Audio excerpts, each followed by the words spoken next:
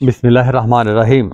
علم و بس کریو یار، اس کی 7ویں قسط کے طور پر میں جو سپریم کورٹ کا فیصلہ 8 ستمبر 2015 کو ہوا اس کو میں آپ کے سامنے پڑھ رہا ہوں۔ یہ اس کا دوسرا حصہ ہے اور 5واں نقطہ ہے۔ فی الواقع اس معاملے کی اہمیت سے انکار نہیں کیا جا سکتا، لیکن جس انداز میں حکومت پاکستان نے اس معاملے کو لیا ہے وہ بہت ہی سرسری اور غیر سنجیدہ ہے۔ صرف رواں سال کی مدت میں یہ معاملہ عدالت ہاضہ کے روبرو تقریباً 18 مرتبہ سماعت کے لیے پیش کیا گیا، تاہم عدالت کے اس مسئلے پر اس قدر گراں قدر وقت صرف کرنے کے باوجود کوئی قابل ذکر پیش رفت نہیں ہو سکی، حتیٰ کہ مورخہ 12/5/2015 کو ڈپٹی اٹارنی جنرل جناب عبدالرشید آوان نے اپنی معذوری بیان کرتے ہوئے کہا کہ ان کی تمام تر کوششوں کے باوجود حکومت پاکستان کے سیکرٹری کابینہ اور سیکرٹری انفارمیشن اور دیگر عہدیداران اس معاملے میں عدالتی احکامات پر توجہ نہیں دے رہے۔ اگرچہ بعد ازاں بہت سی رپورٹیں پیش کی گئیں، لیکن انتہائی افسوسناک امر ہے کہ مذکورہ رپورٹس اطمینان بخش نہیں ہیں، جس سے ظاہر ہوتا ہے کہ متعلقہ حکام نے آرٹیکل 251 میں مروجہ آئینی احکامات کے نفاذ کے لیے کوئی خاطر خواہ اقدامات نہیں اٹھائے ہیں اور اب تک یہی حال ہے۔ نمبر 7، گزشتہ 7 ماہ کے دوران عدالت کی جانب سے جاری کردہ درج ذیل حکم ناموں کے طائرانہ جائزے سے ہی متعلقہ عمال حکومت کی آرٹیکل 251 کے نفاذ کے معاملے سے عدم دلچسپی اور غیر سنجیدگی واضح ہو جاتی ہے۔ یہاں نمبر شمار، حکم نامہ بتاریخ اور آگے جائزہ۔ نمبر 1، یہ 22/1/2015 جناب عبدالرشید آوان فاضل ڈی اے جی نے مختصر بیان جمع کرانے کی استدعا کی، اور نمبر 2، 10/4/2015 فاضل لا افسر کوئی اطمینان بخش جواب دینے سے قاصر ہے کہ آئینی شق سے کیا گیا انحراف تاحال درست کیوں نہ کیا جا سکا۔ تاخیر کی وجوہات جاننے کے لیے انہوں نے ایک مرتبہ پھر وقت مانگا ہے۔ اور نمبر 3، یہ 23/4/2015 فاضل لا افسر نے ایک دفعہ پھر مزید جامع بیان داخل کرانے کے لیے وقت مانگا۔ اور نمبر 4، 30/4/2015 فاضل لا افسر نے ایک مرتبہ پھر مختصر بیان داخل کرانے کی غرض سے وقت مانگا۔ اور نمبر 5، 12/5/2015 فاضل لا افسر نے بیان کیا کہ ان کی تمام تر کوششوں کے باوجود حکومت پاکستان کے سیکرٹری کابینہ اور سیکرٹری انفارمیشن اور دیگر متعلقہ عہدیداران عدالت ہاضہ کے احکامات پر کان نہیں دھرتے۔ اور نمبر 6، 13/5/2015 فاضل اٹارنی جنرل پیش ہوئے اور یقین دہانی کروائی کہ اگر حکومت کو کچھ اور وقت دیا جائے تو آئین کے آرٹیکل 251 کے نفاذ سے متعلق ٹھوس تجاویز پیش کی جا سکتی ہیں۔ اور نمبر 7، 20/5/2015 عدالت نے مشاہدہ کیا کہ وفاقی حکومت کا رویہ غیر سنجیدہ ہے۔ فاضل ڈی اے جی نے اپنی رپورٹ دائر کرنے کے لیے وقت مانگا۔ وفاقی حکومت پر 10,000 کا جرمانہ عائد کیا گیا۔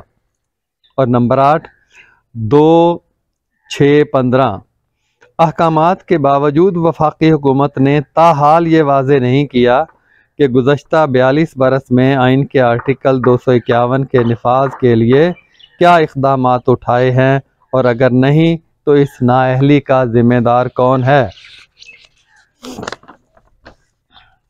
اور نمبر 9، 5/6/2015 عدالت نے مشاہدہ کیا کہ حکومت پنجابی زبان کو اس کا مقام دلوانے میں ناکام رہی ہے اور اس زبان کو حصول علم کا ذریعہ بنانے کے لیے کوئی خاطر خواہ اقدامات نہیں کیے گئے۔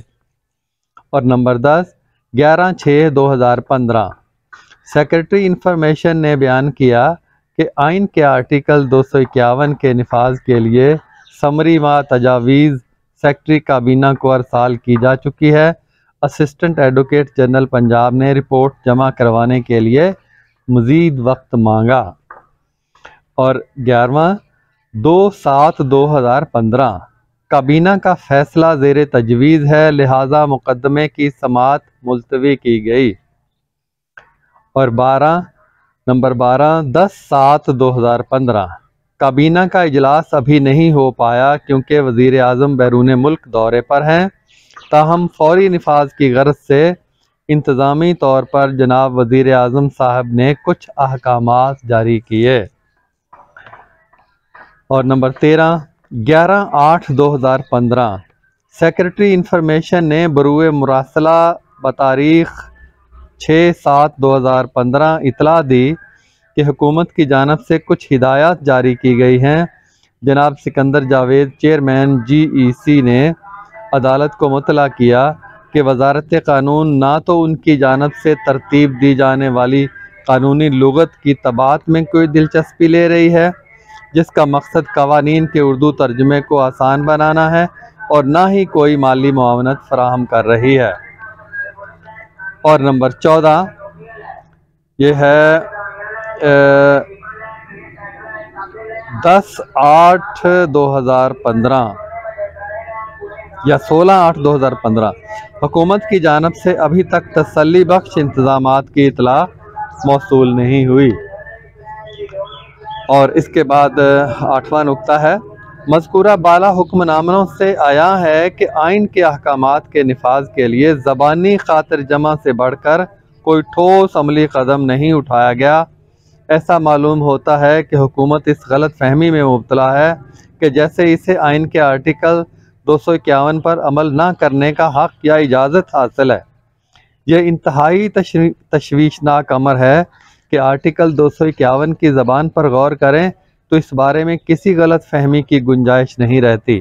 اس کے متن میں لفظ شل کا استعمال یہ ظاہر کرتا ہے کہ اس حکم پر عمل درآمد اختیاری یا کسی کی منشا کا پابند نہیں، بلکہ یہ ایک لازمی امر ہے، لہذا آرٹیکل 251 کی حکم و دولی کی کوئی گنجائش نہیں۔ نمبر 9 یہاں ہم آئین کے آرٹیکل 5 کا حوالہ دینا چاہیں گے، جس کے تحت آئین کی پابندی ہر شہری کا لازمی و بلا استثناء فریضہ ہے۔ اس بات کو بھی یاد دلانے کی ضرورت ہے کہ ریاست کے تمام اعلیٰ عمال آئین کی بقا اور تحفظ کا حلف اٹھاتے ہیں، لہٰذا وہ اپنی اس آئینی ذمہ داری سے صرف نظر کرنے کا حق نہیں رکھتے۔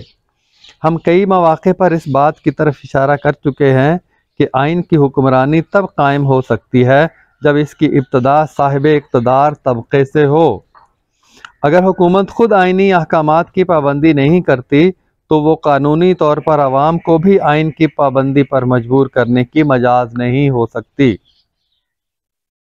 Number 10 Sindh high court bar ایسوسی ایشن بنام وفاق پاکستان کے مقدمے PLD 2009 سپریم کورٹ 876 مندرجہ 1242 میں اس عدالت نے یہ سوال اٹھایا تھا کہ یہ کام عوام کے نمائندوں اور تمام سمجھ بوجھ رکھنے والے لوگوں کا ہے کہ وہ یہ طے کریں کہ آیا اعلیٰ طبقات اور ریاست کے باقاعدہ قائم شدہ اداروں میں قانون کی حکمرانی غائب ہونے سے تو وہ لاقانونیت پیدا تو نہیں ہو رہی جو ہمارے معاشرہ میں آج سرایت کر چکی ہے۔ دستور کی دفعہ 251 کے اندر پنہا حکم کو حکومت نے جس طرح ہلکے انداز میں لیا ہے، اس نے معاشرے میں پھیلی لاقانونیت کو براہ راست تقویت فراہم کی ہے۔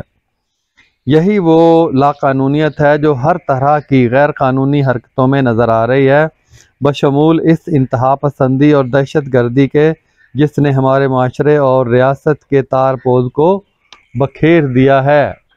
آج جس دہشت گردی کا رونا رویا جا رہا ہے اور اس کے خلاف جنگ چھیڑی جا رہی ہے، وہ اسی لاقانونیت کی وجہ سے ہے جس کا تذکرہ آئین کے اس آئینی فیصلے کے اندر موجود ہے۔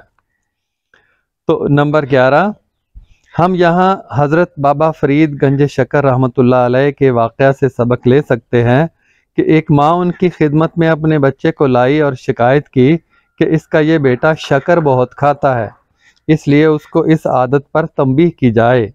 بابا صاحب نے خاتون سے کہا کہ وہ بچے کو ایک ہفتے بعد دوبارہ لے آئے۔ جب وہ دوبارہ بچے کو لے کر آئی تو بابا صاحب نے بچے کو شکر کھانے سے منع فرمایا اور وہ باز آ گیا۔ خاتون نے بابا صاحب سے پوچھا کہ جب وہ پہلی مرتبہ بچے کو لے کر آئی تھی تبھی کیوں نہ منع کر دیا؟ تو بابا صاحب نے فرمایا اس وقت وہ خود بھی شکر کا بہت استعمال کرتے تھے، لہٰذا وہ بچے کو کس طرح اسے چھوڑنے کی تلقین کر سکتے تھے۔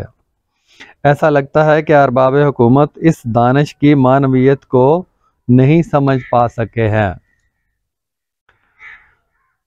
تو اس کے بعد پھر انشاءاللہ اگلی قسط کو 12ویں نمبر سے شروع کریں گے۔